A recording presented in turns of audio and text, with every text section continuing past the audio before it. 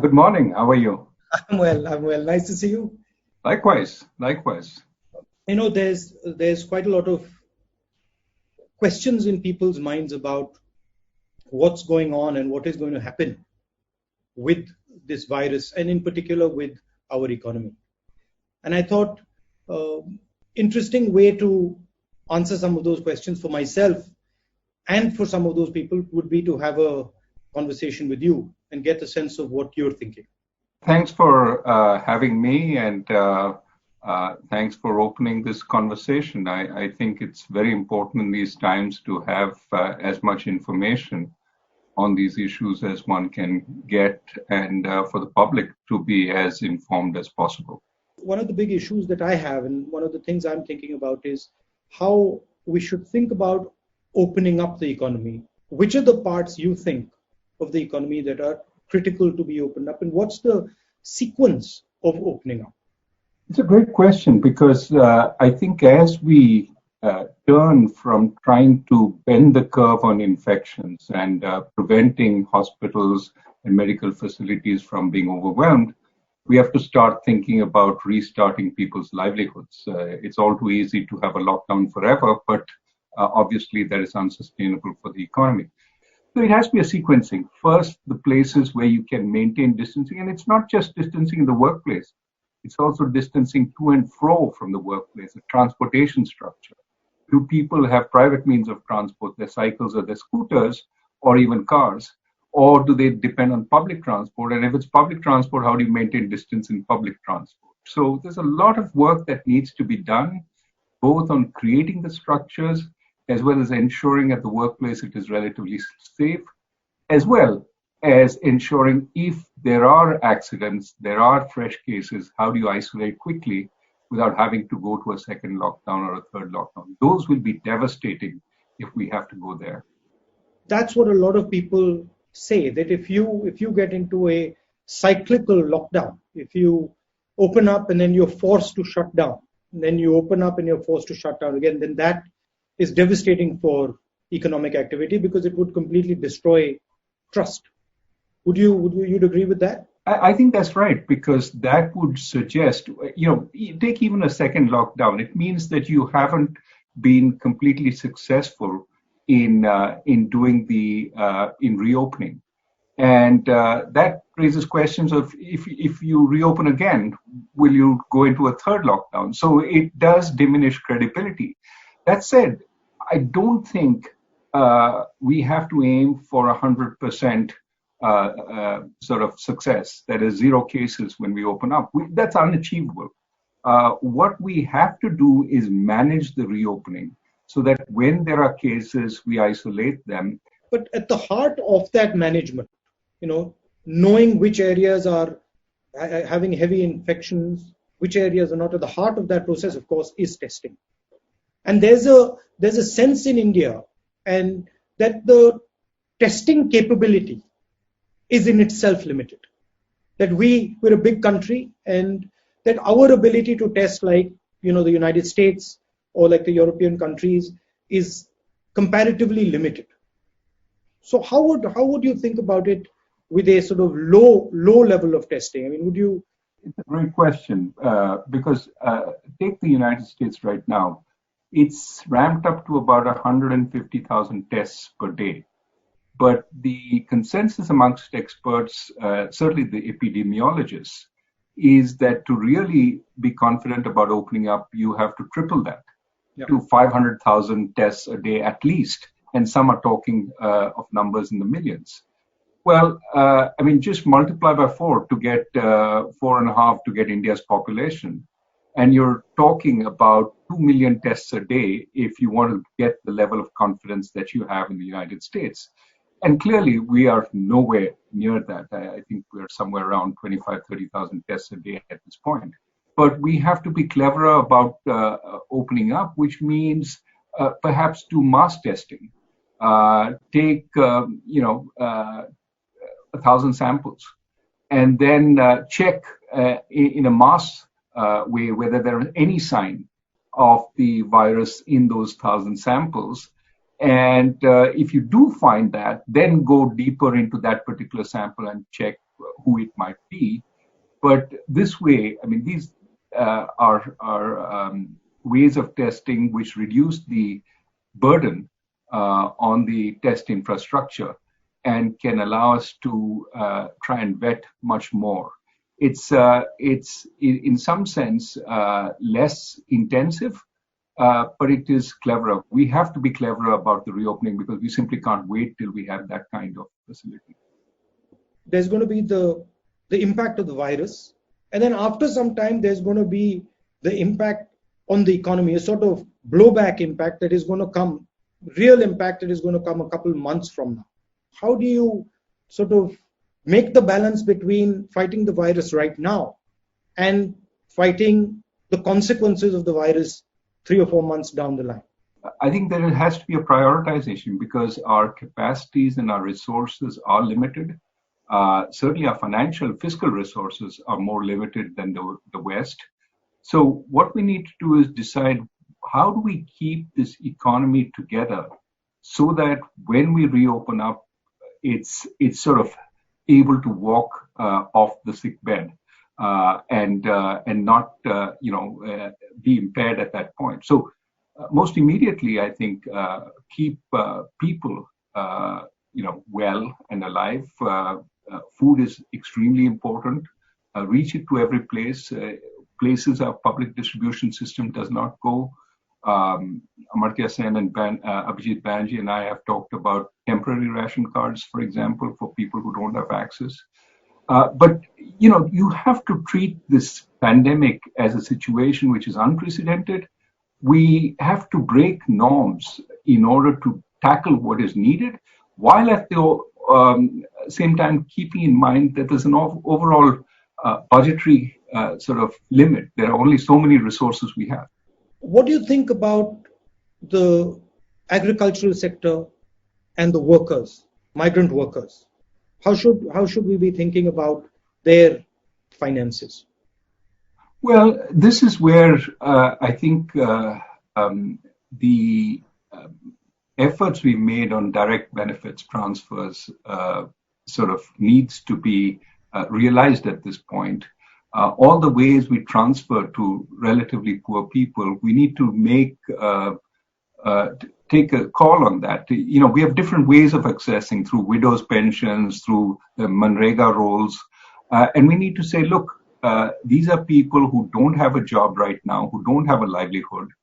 And for the next 3 or 4 months, while this uncertainty is on, we're going to support them. But in terms of the sort of priority, keeping people alive and keeping them from having to go onto the street, in protest or looking for work is probably useful at a time of lockdown. And so I think we need to find ways of getting both money as well as food through the public distribution system to as many of these people as we can. So, Dr. Rajan, कितना पैसा लगेगा गरीबों की मदद करने के लिए?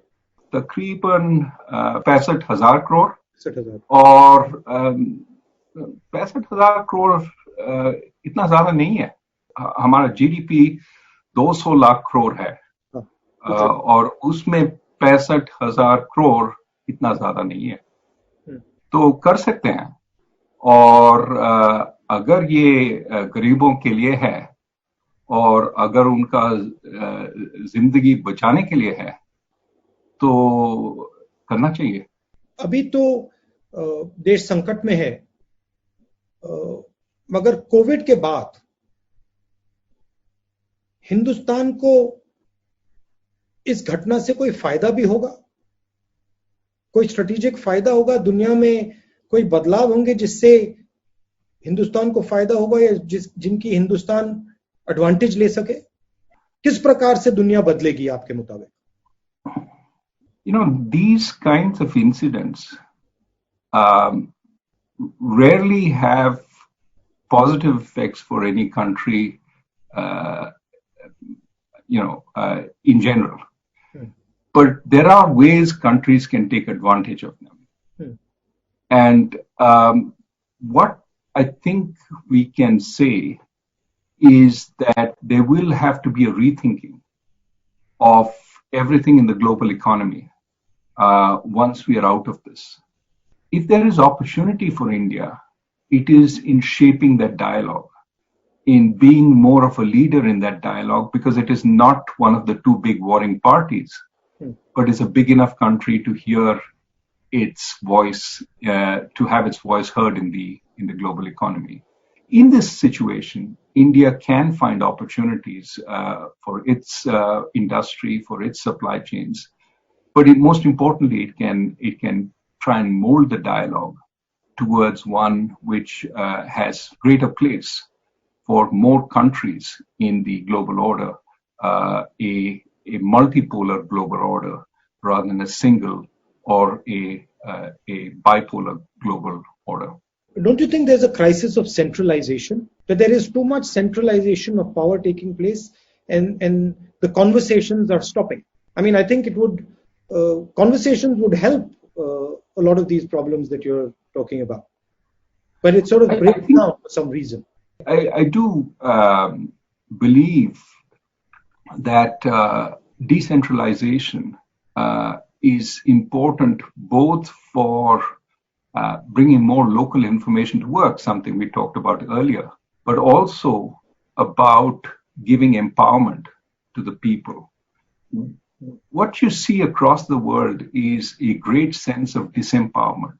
Decisions are being made elsewhere, not by me. Yeah. I have a vote, but that elects somebody in a far-off place. My local sort of panchayat or state government has less power. They don't feel they can, alter anything, and so they become prey to a different set of force. I would ask you the same question. I mean, do you see this whole, Panchayati Raj, which Rajiv Gandhi, your father brought back? What effect has that had, and has that been beneficial? It's had a huge effect, but I'm sorry to say it's in retreat. So a lot of the forward movement on Panchayati Raj that had taken place, we are now moving back to a sort of bureaucratic, BM-based structure or a bureaucrat-based structure. And if you look at the southern states, they are doing a better job because they are actually more decentralized. And the northern states are centralizing power, and they're taking away power from the panchayats and the sort of grassroots organization. The closer decisions are taken to people, the more ability they have to keep a check on those decisions. So I think it's an experiment worth doing. But what do you think is causing this at a global level? Why do you think we are having this sort of massive centralization and stopping a conversation? What do you think as a central cause, or do you think there are a number of? I do think there is a cause, and I think it is the global markets, right? There is a sense that if markets globalize, market participants, firms, for example, want to see the same rules everywhere. They want to see the same coordinating structure everywhere. They want to see the same government everywhere, because that then gives them confidence. That attempt at uniformity takes away power from the sort of local or national governments. Of course, in addition, there is the bureaucratic temptation to centralize. If I can grab the power, why not? And so that is a constant desire to, if you're providing funding to the states, here are the rules that you must obey in order to get this funding. Not, I will give you this funding, no questions asked, because I know you've also been elected, and you will have to have a sense of what is appropriate for you. There's a new model also out, which is the authoritarian model, which is questioning the sort of liberal model, and it's a different way of doing work, and it seems to be more and more rising in more and more places. Do you think it's going to get pushed back? I don't know because the central authoritarian model, the strong figure, in a world where you're powerless, is sometimes appealing, especially if you can develop a personal rapport with that figure, and you feel they believe in me, they care for the people. The problem with that is the authoritarian figure can develop their own sort of sense of, yes, I am the power of the people, and therefore whatever I say goes. My rules apply, not the checks and balances, not the institutions, not the decentralized structure. Everything is going to go through me. The sort of historically, what has happened is that has put too much weight on that center. And eventually that collapses. But clearly something has gone wrong with the global economic system. I mean, that's pretty clear, right? Would that be a fair statement? I think that's a fair statement, that it's not working for a lot of people. The growing inequality of incomes and wealth in developed countries is certainly a source of the concern. The precariousness of jobs, the so-called precariat, is another source of concern. You have these gig jobs without any sense of whether you will have income tomorrow. And of course, we've seen during the pandemic, many of these people don't have any support. They have lost out on both incomes as well as their safety net. Therefore, what we have today is both a problem of slowing growth. So we cannot dispense with markets. We do need growth. But we also have a problem of stuck or inadequate distribution. People aren't getting the fruits of that growth in the same ways. Many people are being left out. And so we need to think about both sides.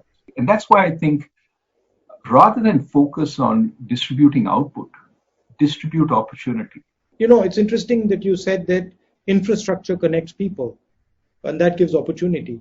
But if there is division and hatred, that disconnects people. That's also infrastructure. There's an infrastructure of division and infrastructure of hatred, and that causes as big a problem. Absolutely. I think social harmony is a public good. Having everybody believe that they're part of the system and equal part of the system is essential. We cannot afford to be a house divided, especially in these times when our challenges are so big. And so I would prefer to put, our founding fathers, people who wrote our constitution, and the early sort of administrations. That's something I've been spending some time sort of relearning. And those people realized that there were some issues which you wanted to put on a shelf and not touch. Because if we got into those issues, we would spend a long time fighting each other. Also, you tend to divide and look backwards into history when you're struggling with a forward vision. So I think I like what you said about India needs a new vision. What would be the elements of that in your view? Of course, you mentioned in infrastructure, education, healthcare, but how would it be different than the last 30 years or 20 years? What would be the pillars that would be different? Well, I think that on the one hand, you need to create capabilities. The elements of creating capabilities is, better education, better healthcare, better infrastructure. And remember, when we talk about creating these capabilities, we have to walk the talk. But we also, make no mistake, need to rethink what our industrial and market system looks like. We still have the remnants of the old license permit Raj. And we need to figure out how we go to a place where the accent is on creating many, many more new jobs of a good quality. And there, more freedom, trust but verify is a good idea there. What's amazed me and is how important mahal is to economics. Sentiment, how important sentiment and trust is to economics. And one of the things I'm finding during this COVID issue is that the real problem is the trust issue. People don't quite understand what is going to happen next, and so there is fear in the system. You talked about unemployment. We had a big high level of unemployment that's now going to be massive. How do we think about unemployment going forward 2-3 months from now when the impact of this thing actually hits?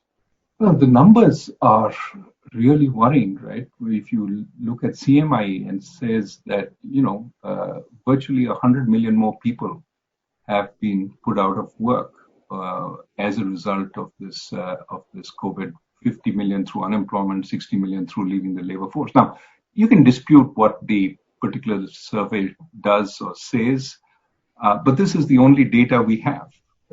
And the numbers are just mind-boggling. I think, again, this says we need to open up in a measured way, but as fast as possible, so that people start having jobs, because we don't have the capacity to support people across the spectrum for too long. And being a poor country, a relatively poor country, people start out with significantly lower reserves. But let me throw the question back at you. We see a lot of measures in the United States as well as Europe based on the kind of realities on the ground. The government in India, of course, has a different kind of reality that they're facing. What are the big differences in your view between the governing in the West and dealing with the reality of life in India?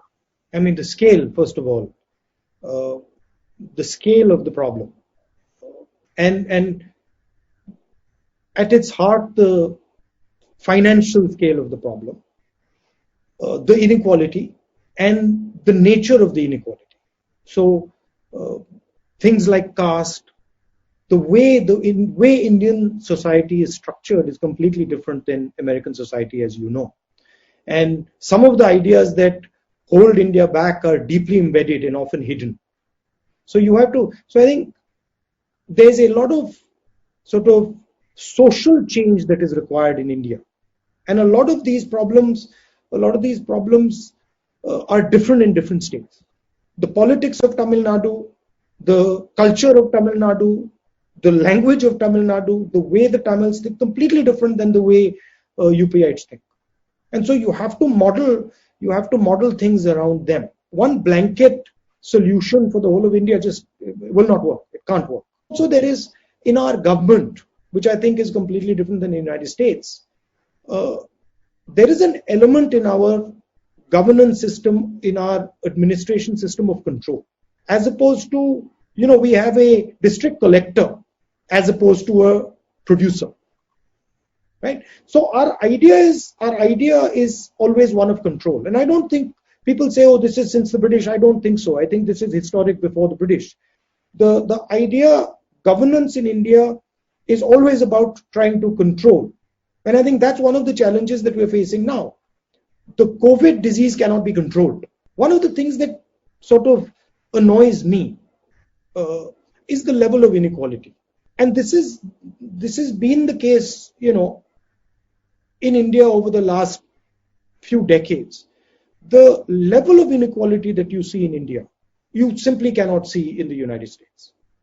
I mean, and so the type of things I always look at is how to sort of reduce this inequality, because I think once a system reaches a very high level of inequality, then it simply stops to work. I like Gandhiji's line, just go to the back of the line and see what's going on at the back of the line. This is a very powerful thing for a politician. It's underrated, but I think that's where a lot of the insights come in. How would you think about going forward, dealing with this inequality? It's visible in COVID also. I mean, the way India is treating its poor people the way we are treating our poor people, migrants, versus the way the elite is being treated. Two completely different ideas, two completely different Indias. And so, how do you merge these two Indias into one? Well, I think that at the bottom of the pyramid, so to speak, we have some ways of making their lives a little better, but we need to think more carefully about reaching everybody there. And I think successive governments have worked on food, on healthcare, on education, and no doubt we can do a better job there. But in terms of challenges, it seems to me that there is certainly an administrative challenge in reaching everywhere and making sure that level of living is enhanced. But the greater challenge to me lies in the range between the lower middle class and the middle class, which is where we need, in a huge way, jobs, good quality jobs, so that people are not, dependent on a sarkari job and the comforts that come with it. So this is something that I think we need to work on. And this is where I think a tremendous expansion in the economy is absolutely necessary. We've seen over the last so many years a progressive decline in our rate of economic growth, when in fact we have so many young people entering the labor force. So I would say, let us not pick amongst possibilities, but create the opportunity for any kind of area to flourish. If there's a mistake we made in the past, we said, this is the only way to grow. And think of what, one of the most successful areas we've grown in software and outsourcing services. Who would have thought that that would be India's strength? And it just emerged. And some people even argue that it emerged only because the government didn't pay attention to it. Now, I'm not in that camp. But we need to allow for any possibility and let the enterprise of our people take a step. Well, thank you, Dr. Rajan. Thank you very much. It was a pleasure talking to you. And you're safe? I'm safe. Good luck with everything. Thank you. Bye.